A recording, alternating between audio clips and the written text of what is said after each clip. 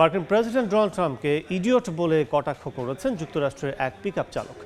দেশটিতে গ্যালন প্রতি জ্বালানি তেলের দাম $6 ছাড়িয়ে যাওয়ায় প্রেসিডেন্টের ওপর ক্ষোভ ঝাড়েন তিনি। তার এমন মন্তব্যে তোলপাড় আন্তর্জাতিক গণমাধ্যম। প্রেসিডেন্ট ডোনাল্ড ট্রাম্পকে ইডিয়েট বা নির্বোধ বলছেন তার দেশের সাধারণ ভোটাররা, কারণ ইরান যুক্তরাষ্ট্র সংঘাত শুরুর মাত্র কয়েকদিনের ব্যবধানে ওয়াশিংটন ডিসি সহ সারা দেশের বাসিন্দাদের জ্বালানি তেল কিনতে খরচ হচ্ছে অতিরিক্ত $30। এবছর 28 ফেব্রুয়ারি থেকে তেহরানে যুক্তরাষ্ট্র ও ইসরায়েলি বাহিনীর বোমা হামলা মধ্যপ্রাচ্যকে ঠেলে দিয়েছে চরম অস্থিরতায়, আর এতে বিশ্ববাজারে অপরিশোধিত তেলের দাম আকাশ ছুঁয়েছে।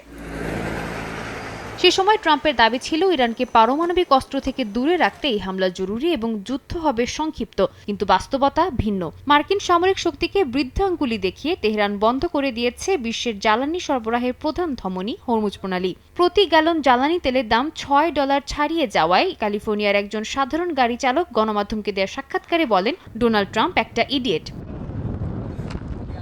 যুক্তরাষ্ট্রের সাধারণ মানুষের প্রশ্ন, যে যুদ্ধের লক্ষ্য স্পষ্ট নয় সেই যুদ্ধের ভার কেন তাদের বইতে হবে? দেশটির অনেক ভোটারই এখন বলছেন এই যুদ্ধ ছিল অপ্রয়োজনীয়। ইরাক যুদ্ধে সেই গণবিধ্বংসী অস্ত্রের অজুহাতের মতোই আজ আবারও সাধারণ মানুষকে বিভ্রান্ত করার চেষ্টা চলছে বলে মনে করেন অনেকে।